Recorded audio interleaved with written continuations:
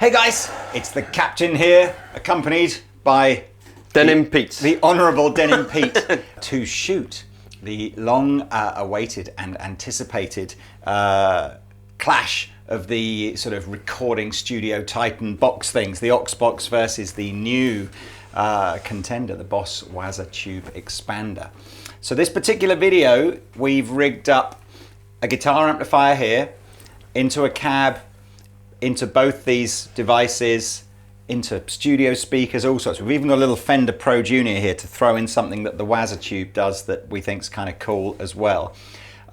So stay tuned. This video, potentially is going to have two main segments to it. It's going to have the bit where we go, how do these things sound straight into the desk, and just really comparing the speaker emulations in these.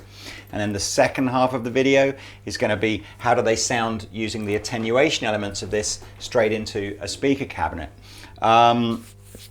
Anyway, for reference tones and for reference tones only, the next kind of few chords that you're going to hear Pete playing is actually the amp straight into the cab, not going anywhere near these, and just picked up with like our normal microphones. So our normal mics in the room are a Shure SM57 and a Shure SM7B, and the cabinet is a Victory 212 loaded with Celestion Vintage 30s.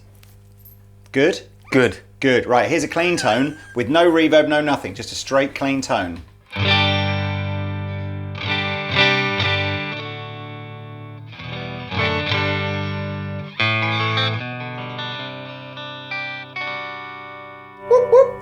Pete's using this new fandangled guitar that...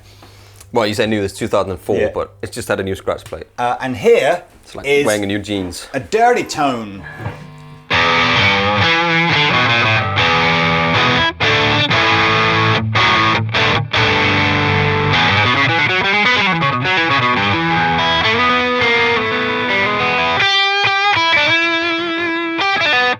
Brilliant. So that is the last time we'll hear the amplifier sort of, plugged in like that. Everything else you now hear from here on in is somehow going through one of these two devices.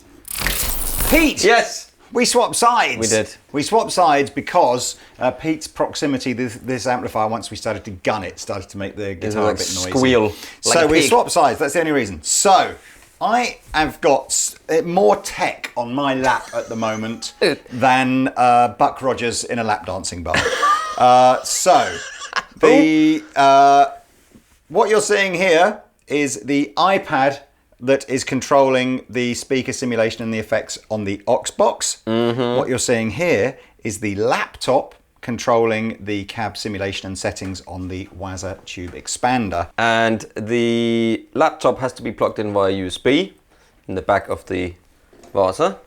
The iPad is wireless. And the only reason connected. the iPad's plugged in is because we forgot to charge it up. Yeah. So I would have to say, again, as we go through this, kind of like 1 point to the Ox Box, because definitely easier to have a wireless tablet than it is to have your laptop plugged in. Yes. Well, in my opinion. Yeah. Well, anyway, yeah, so look, yeah. Now we've not chosen necessarily these settings because they're the best sounds that we can find. We've tried to sort of emulate sort of what we've got in the room. So we've gone with a 212 on the Ox Box. We've gone with a 212 with sort of British speakers in it.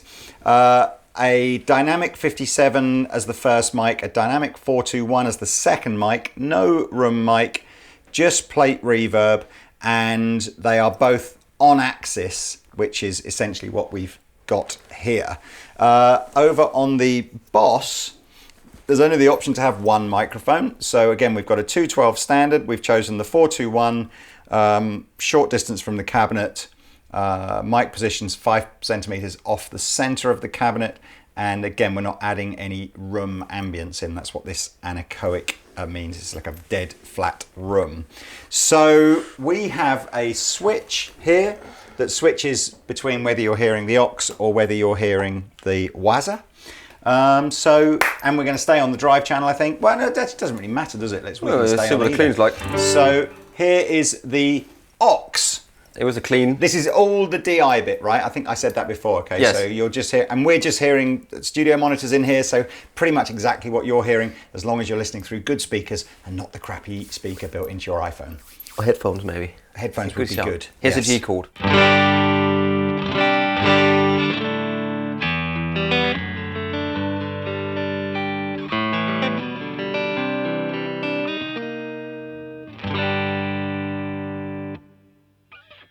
Boss.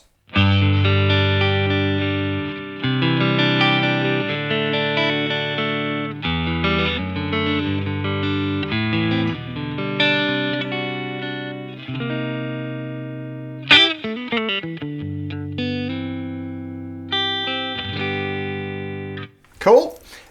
It is very difficult to say in here in the room. It's almost like what speaker do you prefer in your cab, isn't it? I think the problem here is, yes, they just sound different. They don't sound one better or one worse. They both sound great. There might be other cabinets that add more bass end on the aux or what, or anyway, let's go to the drive channel now and do the same again. Back to the aux. Back to the aux.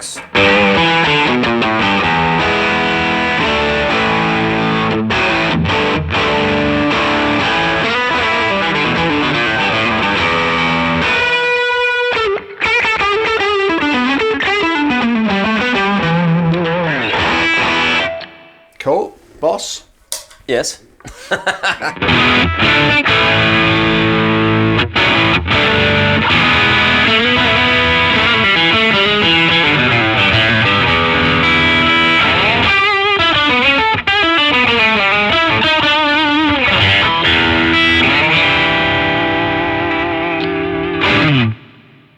Cool. Now, I suppose I should, at this point, dive technically into perhaps some of the differences between the attenuators in the Boss and the aux.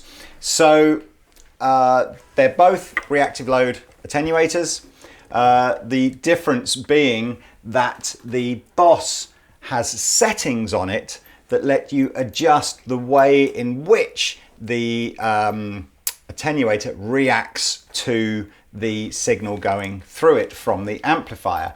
So whereas the aux is a sort of a set resistance, if you like, on the reactive load, the Boss, as you can see on the front here, has different ways of adjusting the way in which the reactive load works, and there's even some handy settings on the top if I move this switch that sort of gives you a bit of a heads up as to how different types of amplifiers will react with a speaker in terms of the load and the impedance.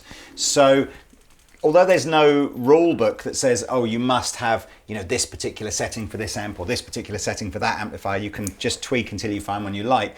As I said, there's a guide, and if I put it back on the Boss, I'll kind of give you an idea whilst Pete's playing. It's on the Boss now, happens though, so as you adjust stuff. So.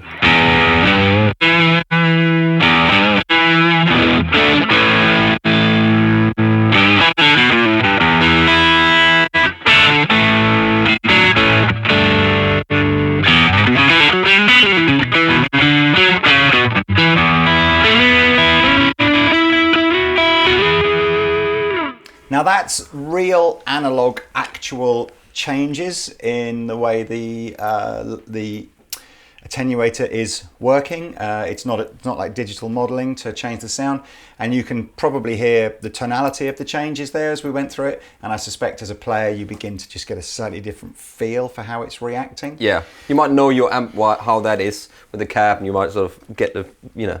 It's all about listening. Yeah, so I've put this back to how it was at the beginning. Let's go through some of the other features on the where we're using it entirely as a like a total load box for the amplifier and just using the emulated outputs here. So if we go back to the aux for a minute, I don't know how I'm going to do this three-handed. Hopefully we've got enough juice in here to keep going, so I'm going to balance this on here for a minute. So one of the things that I think appealed to me when we first did the aux demo was I really like the graphical interface for the editor. Yes. It's very simplistic. So you can see now there is a relatively small list of cabinets here. There's maybe 15 cabinets, maybe, or something like that. There's no option here to load in your own IRs or anything like that. It's all proprietary Universal Audio sort of settings. You can't, although you can choose microphones, so as you can see, you've got all, again, similar selection of microphones here, maybe half a dozen on each one. Although you can choose different microphones, you don't get any say in how that's positioned on the cabinet. That is all just the Universal Audio guys have gone, that's the best position, the end. You can got off axis and on axis. So yeah, a little bit of choice, as Pete says, and you've got a bass roll-off kind of filter here. You can elect to add an EQ or not to the microphone. So you've got two microphones, which is different to the Boss. So the Boss has one mic option, this has two mic options. You've got room mics, so I suppose actually in fairness, almost three options. So but you can do that on the Boss as well. So you can elect to have a room mic. Same on the Boss, you can elect to add some room ambience. And right over here on the left, you see you've got some EQ, some compression, some delay and some plate reverb, and we're just using plate reverb. UAD stuff, you'll know if you're into your plugins, is always high quality stuff. So again, the EQ, the compression, delay, reverb, it's all going to be high quality stuff. Once you've selected your rig, which shouldn't take you terribly long, you can then save that internally to one of six rig locations in the aux, so that if you are out live or you're just in the studio and you don't want to have to fiddle around with your iPad, again, you've just got stuff that's inside. The room ambience level actually is also always adjustable on the front, so you don't have to dive into the editor to do that. So I think the UAD way of approaching this is going to appeal to the people that love the simplicity of it, and frustrate the people that are used to being able to go in and do some deeper tweaking, particularly if you want to load your own IRs in, because as I said, you can't do that on the aux box. Yeah. Here's the Boss. Does look like a lot of the editors that you get on their products, whether it's GT1000 or the editors for things like Katana and stuff. Yeah, it's all the same sort of. I think it looks pretty old-fashioned. User interface. But functional. It is functional, and what it does do is it gives you that deep editing option that you might want that you can't get on the aux box, including on this the option to load in your own IRs as well. So as well as tons and tons of, let me show you on here. So if I look in the cab, lots and lots of different cabinet options, lots of different microphone options. And the ability to position the microphone to a greater degree, and of course almost infinite then, because you can just put your own IRs in if you want to as well. Up here at the top, this is your kind of chain. You'll notice there are a lot more options for effects in the Boss, and then what's happening here on this green reverb section, you'll see that it's splitting now, so I can elect to have different things happening on my line out to the desk versus what might be going straight into my speaker. Here is the first biggie win for the Boss, in my opinion, which is that you can put the effects on the signal that's going to come out of your speaker. And then control it via this. Yes. Delays, reverbs. You cannot do that on the aux. The internal effects on the aux are only going to come out the DI out. They're not going to come out the attenuated speaker output. What else? In much the same way as you can store rigs on the aux, you can store rigs on the Boss as well. But you got 10. 10 rigs, which is cool. 10 rigs and foot switchable rigs as well. Yes, so, you can and a rig, of course, would contain a selection of effects, or could contain a selection of effects. So your foot switching options on the Boss, or your rig options on the Boss, are quite a bit more flexible than the aux. You can use this as you could potentially use this as just setting up different rigs for different sounds. For shizzle. With delays and reverbs. Yeah. You don't really need much else, it's like a pedal board in itself. So, I think now what we'll probably just do is, instead of using 212s to sort of try and maybe emulate what we've got here, we'll just find like a killer big sound with a 412 just so that you can kind of hear. So why not?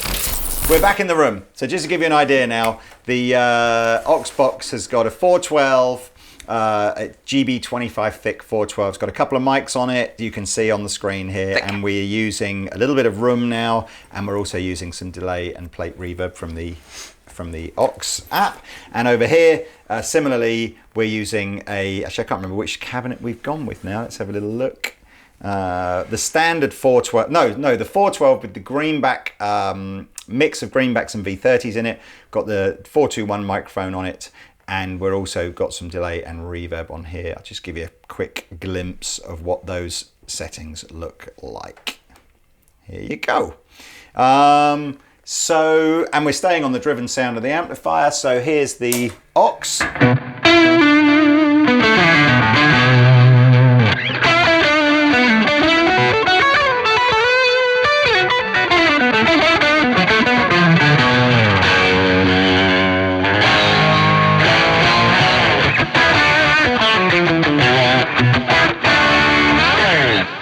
Now, I've just thought to myself, as soon as Pete started playing, I thought, you know what, there's a bit too much reverb on there. And I've gone to turn the reverb down on the Aux. And of course, there is no control on the Aux to turn the reverb down. So you have to go into the thing. You've got to go into the doodah and just turn the reverb down a smidgen-a-roo. Into the doodah.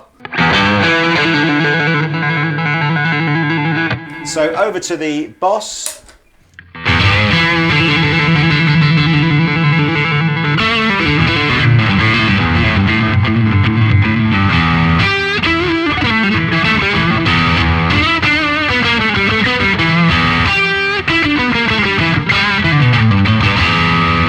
Fatter.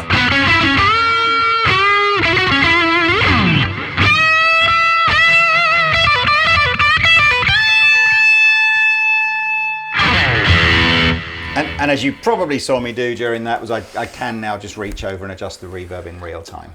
And I can even from here, I can turn the effects on and off if I want to. Yeah. Or even from the foot switch. So kind of lots of tools there for a little bit more hands-on, isn't it, the Boss? Yeah, like, doesn't need the editor necessarily in the way that the Aux kind of needs the editor. Other stuff, again, that the Waza does pretty well. It has an effects loop, which again I can switch in and out here.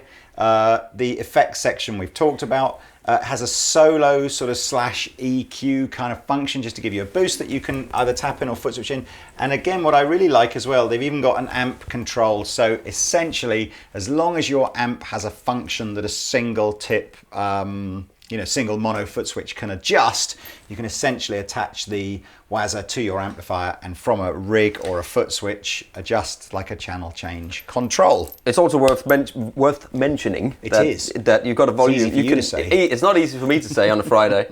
You can put a volume expression pedal in here, which acts as a volume for that, and you can put that or post your effects, so you can turn it down and keep your effects going. Yeah, drive and stuff. So I think now is a good point to sort of start to draw some conclusions before we because the next part of the video we are going to jump over and see how the actual attenuation works in more of a live scenario. But I would have to say that I'm not really leaning one way or the other at the moment in terms of tone. I think they've both got some excellent speaker emulations in there. The tones were good to me.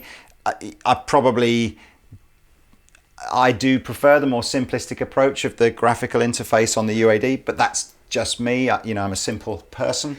However, I absolutely can see that there's more stuff in the Boss. So I'm not going to feel like I'm going to need pedals or other plugins running or whatever. I can do a lot from here. Exactly. I do like the foot switchy thing as well. Yeah. I think that's cool. And to have the effects loop, which if you have an amp with no effects loop, like an old AC30 or something, you stick this on, you can put your effects, reverb, anything, and it'll go. Well, we're going to get to that because that's the attenuated bit, isn't it? So it's clever, man. It's clever. There is, I should say as well, and this is a bit weird, and again, UAD, if you're watching, please comment. There is a foot switch socket on the back of the UAD, which when we did the original demo with them, they were kind of like, we put it on there, but we haven't really thought what it's going to do yet. It's a looper, wasn't it? Because I have it's James Santiago who designed a lot of the sounds for this. He has done a video where he plugs in a little, just a temporary switch,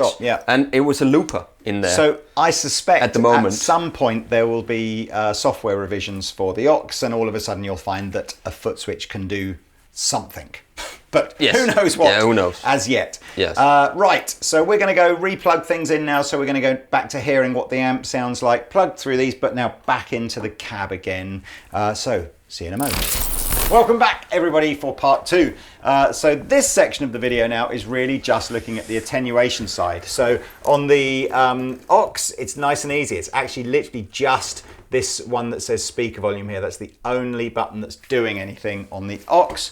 On the Boss, it's quite clever because we've still got the option of adjusting the different reactive loads. This control here is now our volume, and we can, as we said before, still utilize all the effects, effects loops, etc., built into the Waza. And there is a reason for that, which I will explain when we get to it.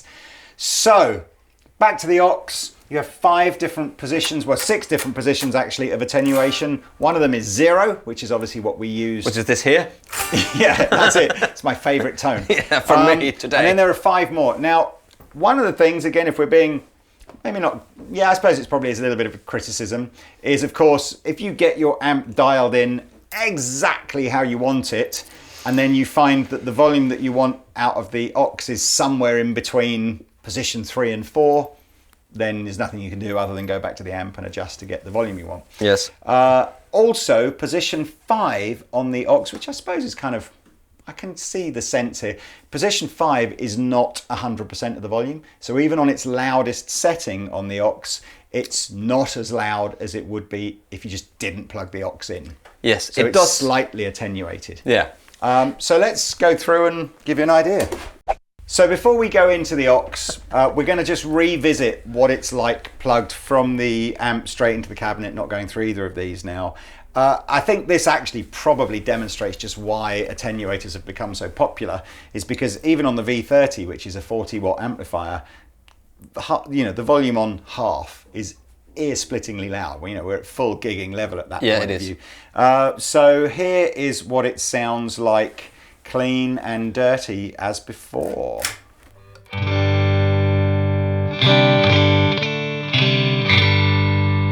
That's on neck pickup as well, Yep. actually.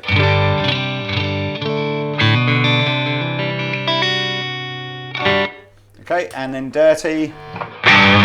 Whoa! See what I mean? Yeah.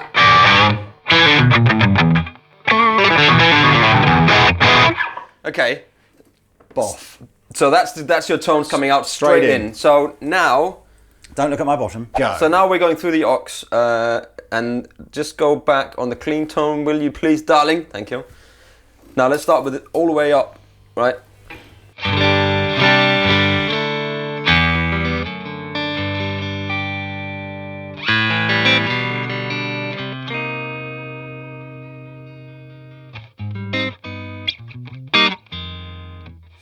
Dial it Jump down. down So a there's couple. a slight difference when you plug this in between Yeah. your amp and your cab. It gets slightly less volume, and maybe it sort of takes a little bit of the fullness of the tone. I think attenuators over the last 20 years have gone from utter tone-sucking awful devices through to ones that now suck a lot less tone out and do a good job. But you're Yeah. absolutely right. There's some element of perhaps treble and bass that the more we turn the aux box down, the more you'll begin to hear the treble and the bass from the Yes. amplifier sort of. But let's go to position 4. Position 3. That's the first one, I think, where you begin to hear the tone change. Yeah. Position 2. And position 1.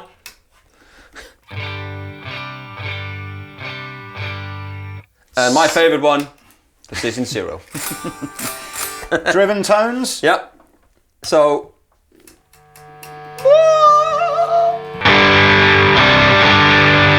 Woo! Okay. Position 4. Position 4.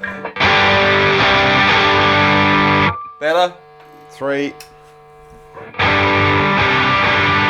See, when you get to 3, 4 to 3 is, yeah, is but where even when you get to 4, it's kind of, you're compromising, aren't you? A little bit. A little bit. So here we go. 2. See, I want to do that. But you need to keep it on the same pickup, otherwise it won't. I know, work. but that's what I feel like. I want it. I want more. treble on it. Position 1. By the time you're down to position 1, it's so quiet that you don't really notice the tonal change as much. Definitely from 4 to 3 was where you heard it the most. But anyway, that actually is a really easy demo on the aux, because that's kind of like all it really does as an attenuator. Yeah. Now, we've jumped over to the Boss. Now here, I must say, this is where the tech changes quite radically. Because on the aux, what you are hearing all the way through the signal path is still fundamentally the power amplifier that's in your amplifier getting quieter as you turn the attenuation up. Yes. What is actually happening on the Boss is the amp is taking the load, the tube expander is taking the load from the amplifier, it's getting it in, it's then converting that into a line level. It's then feeding it into a Class AB solid state amplifier that's built into the Waza, and it's then effectively applying all the clever technology that goes into the tube expander to ensure that the amp retains all those characteristics that a valve amp will as you turn it up, down, the things it loses as you attenuate. Now, you could be forgiven if you're a real tube amp kind of fan like I am at going like, oh no, don't tell me that I've lost the valve thing. But you just have to listen, because I'll be totally honest with you, you would never know, and you get a massive upside from the Boss by doing that. Yes. The massive upside is that you can now, of course, have all the effects as part of your signal, which you can't do unless you do that line level thing. Yes. And secondly, which we're not really going to show you on this amplifier, what you can do is take a really small amp, like a Pro Junior, or you could have your favorite little 5-watt thing, and like reverse attenuate. So you get the goodness of this 5-watt thing screaming super loud, but why not have it through a 100-watt amplifier into a bigger cabinet? So, and we'll do that demo. But tell me about Fletcher München.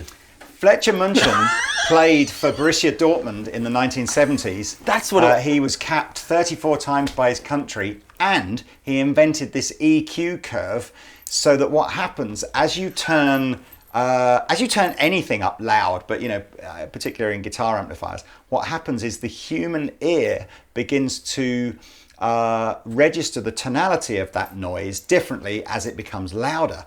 And Fletcher München Gladbach III, he invented a curve, or some EQ curve, that Boss have used. So what happens is, I believe, the tonality changes to compensate for how the human ear hears things. I think. I've probably explained that wrong, and he didn't play for Borussia Dortmund. I thought it was a film with Chevy Chase. I thought it was too. Fletcher. Oh, Baron von... Munchausen. Munchausen. Don't munch the Hausen. Right, let's listen here now. So the first bit you're going to hear has got no effects on it, and I'll show you we add the effects in soon. Well done, sir.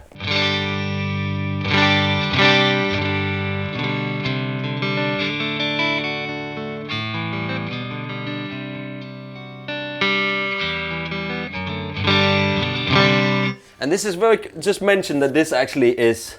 Why don't you mention it, as you just I don't did. know what it's called. Is this the Fletcher knob? No. It's just non-clicky. So I know it's non-clicky. So instead of having 5 positions, you've got 57 positions in a one-night stand. It's like exactly. It's like a million gear in the old Volvos. Yeah, it's a million gear in a Volvo 240 from the 80s. So if we go really quiet on the clean sound, it's like this.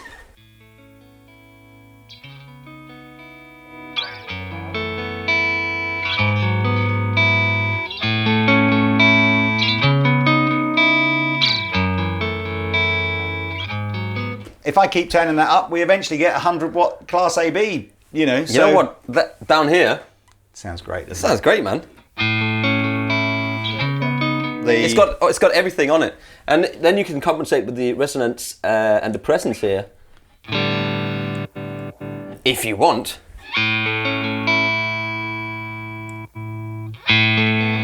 To find the sound that suits you. But my absolute favourite thing that you can do here is have reverb through the speaker cabinet. So exciting!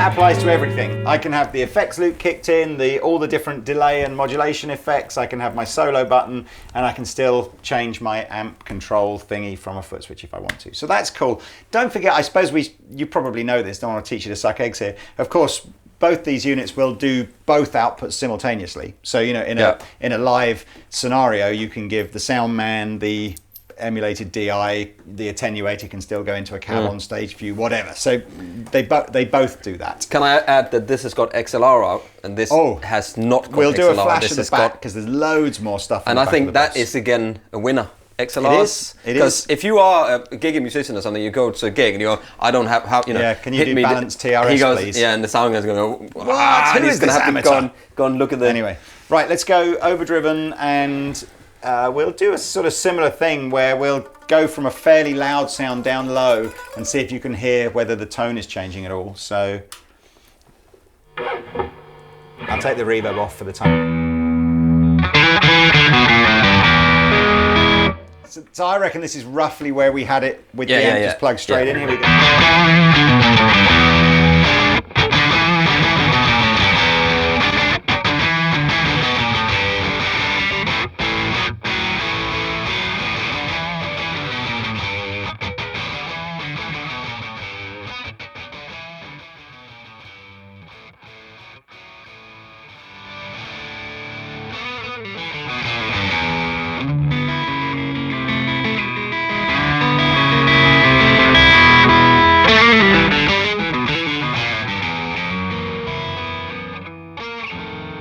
Give me some reverb.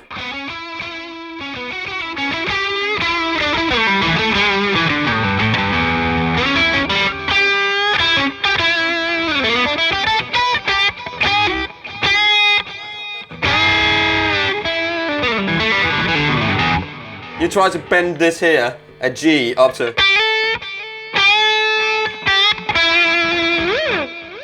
You have to have some strong fingers for that.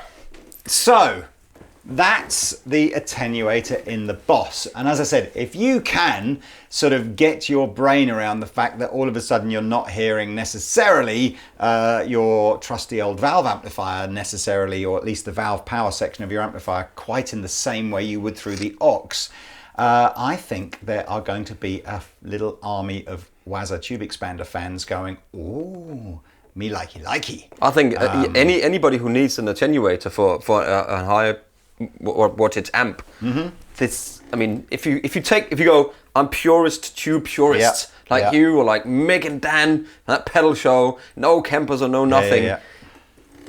I think even them will they will have to go la la la la la la la. I agree. And just go. It's the same as putting a pedal in front of you. You know, that's a pedal is a It's not. I think it does sound cool. It does. I mean, when you actually think about it, if you go to a big gig and you take your amplifier and you mic it up, the signal from the microphone goes into a solid state power amplifier and then out some big speakers. So hey, maybe it's not such a revolution after all.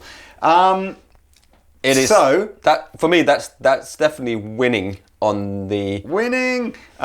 So the last bit of this video that I really want to do, which of course is we can only do with the Boss, is to plug in the little Pro Junior and kind of show you this idea of reverse attenuation. What you're now going to hear is the Pro Junior plugged into the Waza, plugged into the 212, so you're not hearing the speaker in the Pro Junior. The Pro Junior is cranked like crazy. You know, there's lots of those kind of mythical stories of little 5-10 watt amplifiers cranked like mad to get big sounds.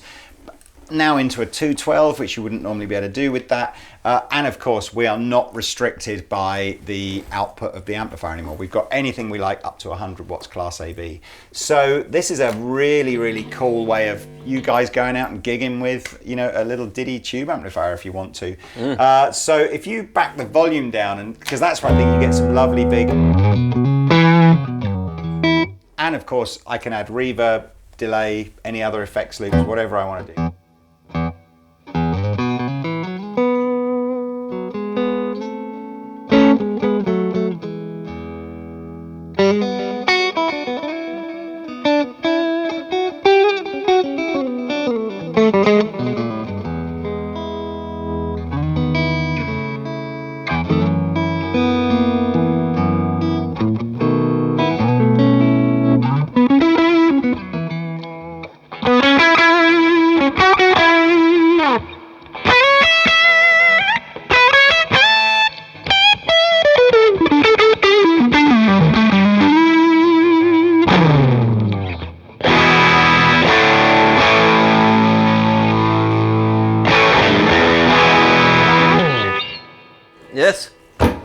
of course, if this isn't cranked enough for you.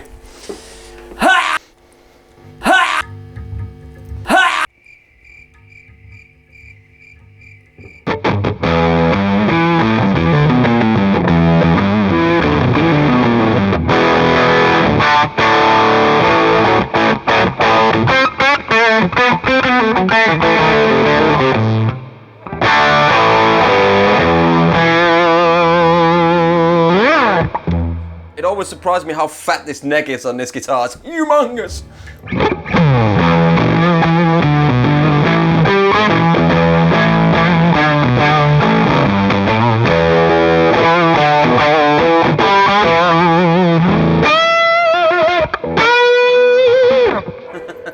So, that, I think, concludes our little demo. Right now, there's not a big price difference between the two. The Ox Box is the slightly cheaper one of the two, so that's going to retail just under $1,000. The Boss is still around about the $1,150 mark. But hey, best thing to do is go to the description under this video, dive on over to the Andertons website to see what pricing is current. Got any thoughts then, Pete? I mean, are you... I don't know. I mean, as I said in the beginning, if it's still in the video, I'm not sure, but you know, it might have been cut out. You know, this video is quite long, but I think maybe if you're sitting home and you're using it a lot in your studio kind of situation, that's pretty, you know, live with all the stuff with the pedal, with the boards and the effects and the effects loops and the solo button and all of the other stuff. Yeah. Stick this in a rack with maybe even that, you know, in a little rack box. You're really laughing, you know. Yeah. It's. I'm probably with you in the sense the attenuation thing. For as a tool to just plug an amplifier in and get a DI signal straight into a desk with. Sounds great. They both sound great. Couldn't really split them in the sense. I think, you know, I'm a bit sort of like, yes, there's a few more features on the Boss, but I like the graphical interface on the UAD. I quite like the fact that you've got two mics on the UAD, only one on the, all that kind of stuff. Yeah. As soon as you start going, what about live? What about where I still want to have my amp into the speaker, but just at a different volume? Yeah. What if I don't have a reverb in my amp? Yeah, and there's all of these, The Boss is pretty tough to sort of, not say, that becomes a much more obvious decision, doesn't it, to go with that one? So yeah, there we are. It's well, what do you think? Yeah, what do you think out there? I know we've only used it with two amplifiers in this whole video, and of course I'm sure there'll be other videos out there. There'll be people getting vintage amps and modern amps and doing all sorts of other stuff. We just chose this one because it had a clean sound and a dirty sound, and it was easy to switch. But hey, there we are. Do you think that's what's that, an hour more? No, maybe not less than that. Not. Maybe less than that. Well, when we cut it down. I hope you've stayed with us to the end and enjoyed. There we are. Before we go, here's a little clip of all the amps first cleaned from the amp, straight in the cab, and then all the attenuations.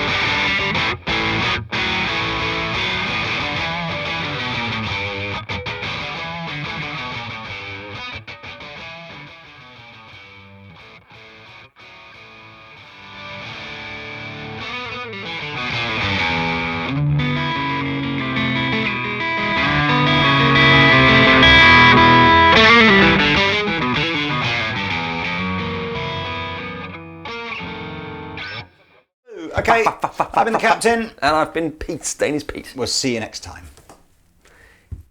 And kind of show you this idea of reverse attenuation. Reverse cowgirl attenuation. Reverse cowgirl attenuation.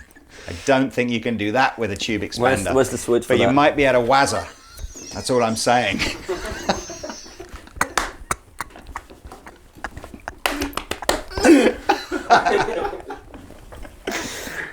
Oh. You might be able to Waza. So. Oh my god, that's hilarious.